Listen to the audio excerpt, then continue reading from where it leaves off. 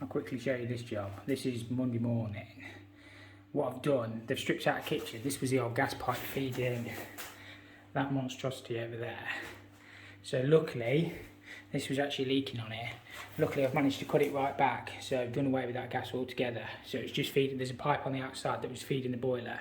I've just temporarily swung this back in, so they've got some cold water back on, but I need to come back, or one of the lads will have to come back. That was the old hot, there was a sink here, washing machine and stuff. The new sink's going over there, but what we're probably going to do is chop some of this cold main up and see if it's been leaking, because the floor's quite wet. It could be that it's leaking, so we'll come back tomorrow once they've got all the units and everything stripped out. My phone's ringing, so I'll send one of the lads back, or I'll come back in the morning when I've got a bit more time, because I didn't even know I'd got this job to do this morning. It just kind of got dropped on me. I need to get off to finish the first fix off, because the plasterers started today and I'm miles behind on it. It's another job I haven't got any footage of, but if I can get some, I'll get some today. So yeah, a bit under pressure at the minute, but it's good to be busy, and yeah, we'll get on to the next. Right, I just got to this job. Trying to crack on with some of this first fix under a little bit of pressure as always. I'll just spin the camera around and show you what we're going to be getting on with. So, doing it all in copper. So we've got hot and colds going in. I think they're hot and cold. We've got some radiator circuits as well. Boiler and cylinder and everything's going through there. I came and put all the underfloor heating down the other day. So yeah, most of the waste, that's all being boxed in. There's not too much else we could do with the waste and soils, because we've got one bathroom, well, one ensuite above there, one ensuite above there. We run all the basin waste in 1.5 inches. We've got another, basically all the circuits are coming along here. There's no secondary on this one, just because the runs aren't too far. Ideally I would have wanted to put one in, but there's not on the spec, so just bossed onto this old external vent pipe. We just put a Durgo on this one now up there. That's a basin waste going along. There's an ensuite directly above here. We've got basin and shower waste picked up. We've got a boss onto that as well, because there's a kitchen sink going along here. Hot and colds will have to run along now off behind the units. We would have put them under the floor in ducting, but we didn't know there was a sink going in there. We've also got to get across to the fridge. So that's this little job. I've only been here a couple of hours. My mate was here a couple of days last week. Harry, my old apprentice, he's done a pretty neat job, to be fair. It's all coming along. Obviously we've got to lag all these as part of the L1 new building regs. So yeah, most of the waste are in now. I've just finished them off. So yeah, this afternoon I want to get all this in first fix. The plasterers have already started upstairs. So yeah, that's all being boxed in. As I say, we couldn't do much with the steel position. Obviously shower trays are arriving tomorrow, so we can get all the waste worked out and all the valves in and bin round, and drilled everything through the studding where they need to go. So we should be good. So I always put my underfloor heating up to like 2 bar before we do. But somebody was mentioning about the cold spot insulation. You see that 25mm on the outside? That's your cold spot. So that always goes down before the screeds. So all the way around on the external walls there should be 25mm. I can't remember who asked last time, but yeah, that's 25mm Kingspan. Stops the cold spot where the screed is. It is a building regulation. So I put all that down. Just busy. So yeah, this job should be all right. We just need to get all the first fix done, obviously, before the plasterers, and get everything tested. But yeah, he's done a neat enough job. We just need to push along with it a little bit. This wall for the stack is being bought flushed all the way across, because they don't want a neighbour or box in. That's the chimney. We've got a wood burner to put on the other side. We've also got to sort that wood burner out over there as well. But yeah, it's just a nice little job really. But it's all come at once. Could have done with being in on Friday, but I had to go and sort. Let me spin it. I had to go and sort that water heater and stuff like that out on Friday, so just not had a lot of time. Here's the main man, Harry. You don't want to be on camera. But yeah, we just plasterers were upstairs now, so we just need to get all our first fix under here. I won't be able to get too many shots because the site's quite busy, but as I say, what we don't get done tonight, obviously the nights are starting to draw in a little bit, so I know we have got a light. Harry and Jacob will probably send tomorrow just to finish off, because I'm starting the bathroom tomorrow. I've also got to sort them pipes that I went to earlier, that kitchen, got plenty on. So, and obviously next Monday, it's now a bank holiday. holiday, but I was supposed to be starting a heating system. Hopefully I'll still be able to start it on Monday, just to see how it goes. Might not be able to get in the house now. So everything has a knock-on effect. There's only so many hours in a week that you can actually get work done. But yeah, this one will be fine. It's a nice spec on the bathrooms as well, which is good. External boiler, so everything should be hunky-dory. We just need to, I do like a copper first fix as well. It's just time's a little bit limited on this one, but we'll be fine. We're already done. Even if we have to work a bit later, this will be good. I'll blame you for that one. Right, I'm just getting these clips across easy for the shower. I keep meaning to pick up some of them joist hanger clips. So what I've done is I've just pre-drilled that pan tile and hung down. There, the hot and cold's ready to pick up. We just need to pop some sleeving on there. That shower waste, basin. Where's the basin on this one? Oh, basin's over there. So we've had 45 above. That'll be fine. We've run it an inch and a half so far, and the last little bit is just inch and a quarter. I think it'll be fine.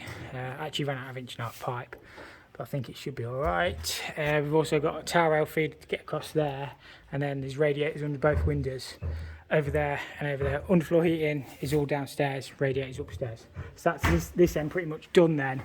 So probably another hour and a half over here. Harry's working really hard. I'll try not to turn on camera. He's a bit camera shy. So yeah, he's getting these in, hot and colds. Got the showers picked up now, which is good. Got a towel rail under that window over there, and radiator over there, and then we just got to get one over there under that window upstairs. So it is starting to take shape. It just all takes a little bit of time in copper, but it does look a lot neater, and obviously it isn't neater to lag and everything. So yeah, we should be good. We should have most of this in. What time is it? It's 1:15. Another couple of hours, a lot of this will be in, hopefully. I've had to move to the dark side. My mate's got all his Milwaukee outlet. He's actually proper good stuff, but when I bought mine, just Milwaukee was a bit expensive. Yeah, he's running the 5 amp battery is a good bit of kit. I think I bought him that one actually. Did I buy? Is that one of ours, Harry? Yeah. That's one of ours. But yeah, good bit of kit. So we get a load of that cut. I just need to get across with some heating pipes. I'll do it in the same way that I've done these. So just drill in and then move across, which need to come onto these two. And then it'll just be 15 across them other rads then, which will be perfect. So that's my next job. This is where the laser comes in really handy, because you can just mark everything through and ping all your clips straight through in a line. And you know that's going to be perfect. We'll get that one. That's not structural brace, that's just to stop the joist twisting. So we're okay to do all these. And straight across onto my next set, and then split both ways for the radiators. That's this end all done then. Just got to work out exactly what towel rails we've got, but we can get to that in a minute. Right, I've just been called to an oil boiler fault. I think this one's popped off on high limit. So press reset and find out what happens. It might be that the 3-way valve gone or the pump's gone. I came out to this boiler a few years ago and it was absolutely sooted up to its eyeballs. Pressure is a touch low. Yeah, I think what somebody done, they blocked the vents to get the air in. Of course, it affected the combustion. And then, good job it was outside because they had a right game cleaning it out. We'll see what happens. If that valve's not opening, is it? Everything's crawling inside. But it might be that valve. Is that pump working? That pump seems to be working. I think it's that valve. We'll have a look at it. Oops, look that. In fact, we'll lock that up and open in a second.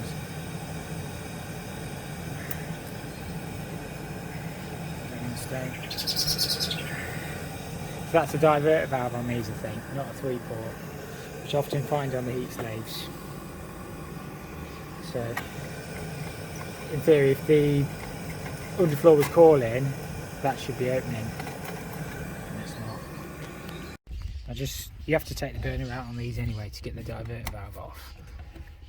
But it's a lot cleaner than it was when I first came a couple of years ago.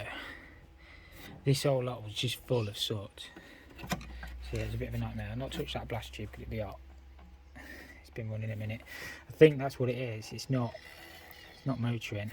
So I just rung Plumb Centre. I don't think they've got one. So I might have to order a part for this one. Right, I've actually got one in the van.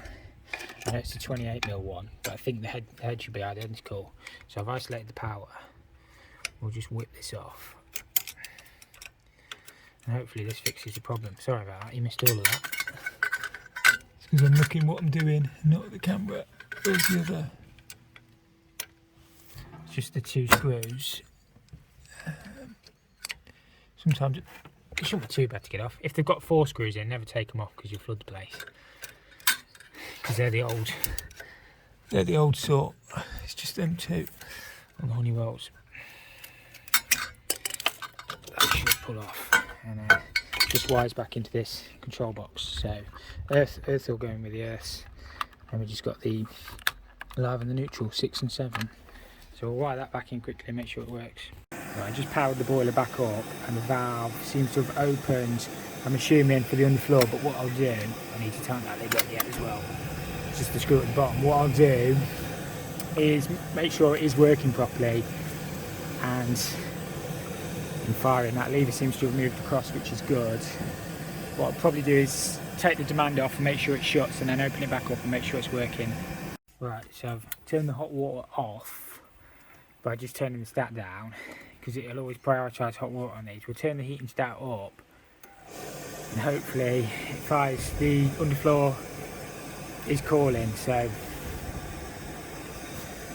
it should fire back to the underfloor. I think it's just because the boiler's a bit hot, because it had been firing on the hot water. So we are getting a return temperature. So I think the pumps are all working. There's obviously a pump on the manifold and this pump here. So that valve seems to be working perfect now.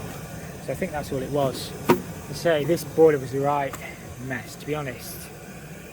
I can't remember when it was. It only just been in a year. I think I came to it in 2019 after it was put in, and the guy was saying he was getting headaches from his bedroom, which is just round there.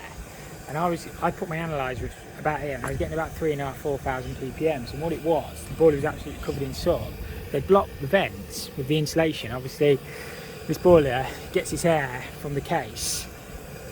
Obviously, it's not got twin wall going out. So I think that's what it was, and all that was blocked, and then the boiler was just sucked it up, unless it wasn't set up properly. But yeah, that seems to be working fine.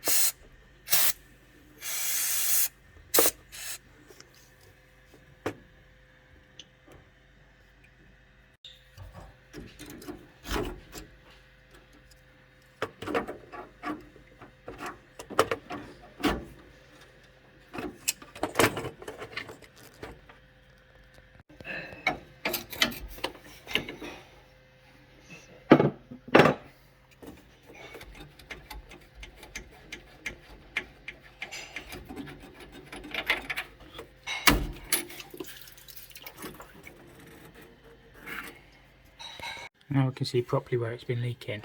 They normally split on these, to be fair, so I've got a new right hand side to go in.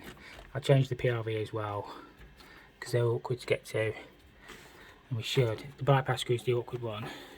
If I can get that out, then undo that screw and the screw off the plate, and hopefully it should all lift out then. I'm struggling to get that out, so what I'm going to do is cut it there, and then I should be able to get this out. I'm struggling to release the clip on the PRV, you know, the one that you pull down as well. The expansion vessel just breathed in a little bit. I did pump it, but obviously somebody's cut a new one in at some point. Hopefully it's not going on the board anyway, so it's only going in my bucket. We should be alright. I'll just cut it off there, so hopefully now we'll get that bit off in a second, but we should be able to get this out hopefully. Probably going to need 2 hands. I haven't actually cut myself yet, which is amazing. So that's disconnected. Obviously we're going to put a new flow turbine adapter in it as well, because I'll never get it out in one piece anyway. It should be good to remove this. Now I've managed to free that. I just had to take the clip out. I couldn't get that thing to pull down. I don't know why. Once I've got it out, it might move a little bit easier. But you can see where it was leaking. Hopefully we should just be able to bolt everything back in now. I'm putting a new flow turbine adapter in, but we do need them filters, so I'll clean them up. So that just keeps breathing in on that expansion vessel. So I'll have a look at that in a minute. And then put that back in. New flow turbine adapter, and we'll make all this back up and then get everything screwed back in.